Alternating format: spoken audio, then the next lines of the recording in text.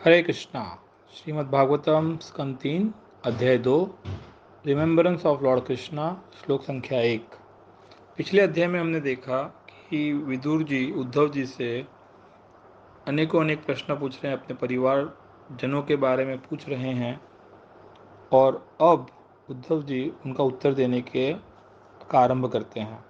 तो जैसे ही सुखदेव गोस्वामी ने कहा कि उद्धव जी को विदुर जी ने पूछा भगवान कृष्ण के बारे में कहने के लिए, तो उद्धव जी इमीडिएटली एब्जॉर्ब हो गए कृष्ण कॉन्शियसनेस में। दूसरे श्लोक में ऐसा बताया गया है कि 5 वर्ष की आयु से ही उद्धव जी जो थे वो कृष्ण के परम भक्त थे और बचपन से ही वो भगवान की सेवा पूजा में लीन रहते थे। इतना तक कि एक 5 वर्ष के बालक को जब उनकी माता ब्रेकफास्ट के लिए बुलाती थी तो वो नहीं जाते थे, इतना एब्जॉर्ब रहते थे उनके, क्योंकि वो नित्य सिद्ध जीव थे और बचपन में ही 5 वर्ष की आयु में उनके जो डॉल्स थे वो भगवान कृष्ण के रूप में थे। तो वो क्या करते थे, उनको ड्रेसिंग करते थे, उनको प्रसाद भोगा अर्पण करते थे, उनकी सेवा पूजा किया करते थे, इस तरीके से एंगेज रहते थे।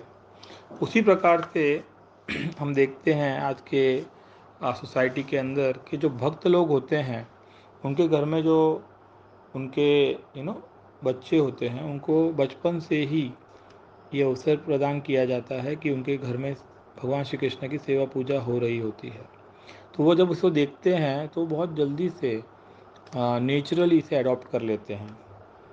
भगवद गीता भगवान छठे अध्याय के 41वें श्लोक में कहते हैं, सूचिनाम श्रीमताम गेहे योग भ्रष्ट विजायते।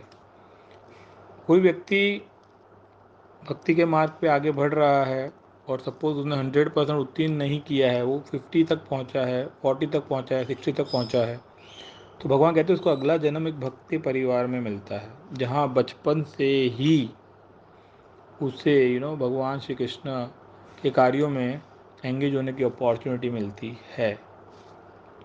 इवन परीक्षित महाराज जो थे वो भी बचपन में जो उनके डॉल्स थे वो भी भगवान कृष्ण या श्री राम के रूप में थे। और प्रभुपाद जी परपट में कहते हैं कि ये ही अवसर उनके पिता गौर मोहन डे ने उन्हें भी दिया। बचपन से ही उनको राधा गोविंद जी के विग्रह ला के दिए जिनकी वो सेवा पूजा किया करते थे, और उनको एक रथ भी ला के दिया छोटा सा, जिसमें वो जगन्नाथ रथ यात्रा निकालते थे। वो विचार इतना आगे चल के इतना बड़ा हो गया कि आज प्रभुपाद जी की कृपा से पूरे विश्व में जगन्नाथ जी की रथ यात्रा निकल रही है। कल भी हमने रथ यात्रा उत्सव का सेलिब्रेट किया। श्लोक संख्या 3। उद्धव जी, अब ये जो वार्तालाप हो रहा है तो वृद्ध हो चुके हैं, लेकिन भगवान श्री कृष्ण के विषय में जब विदुर जी उन्हें पूछ रहे हैं तो वो उतने ही एब्जॉर्ब हो गए हैं, फुल्ली एब्जॉर्ब हो गए हैं भगवान श्री कृष्ण के विचारों में। तो जैसे कि हम यूजुअली मटेरियल वर्ल्ड में देखते हैं कि जैसे हम वृद्ध होते हैं, जैसे हमारा बॉडी वृद्ध होता है तो हमें रिटायरमेंट लेना पड़ता है, लेकिन ट्रांसेंडेंटल सर्विस में ऐसा कोई रिटायरमेंट जैसी कोई चीज़ ही नहीं होती है। फिजिकल बॉडी ओल्ड होता है, लेकिन आत्मा तो सनातन है, और वो जैसे जैसे भक्ति में आगे बढ़ता है एक जीव, तो उसका तो आनंद भगवान की सेवा में बढ़ता जाता है।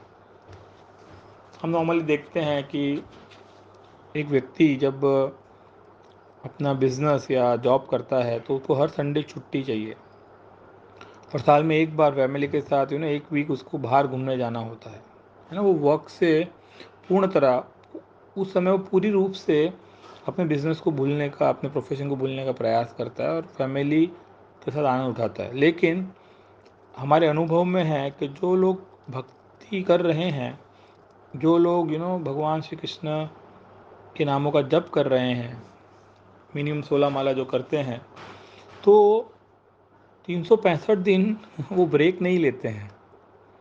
उनके मन में किसी भी संडे को या पब्लिक हॉलीडे के दिन ऐसा विचार नहीं आता है कि आज जब से हॉलीडे लिया जाए। उनके मन में कभी ऐसा विचार नहीं आता है कि अभी हम एक वीक के लिए हम घूमने आए हैं तो चलो जब से भी हम विराम ले लें ना।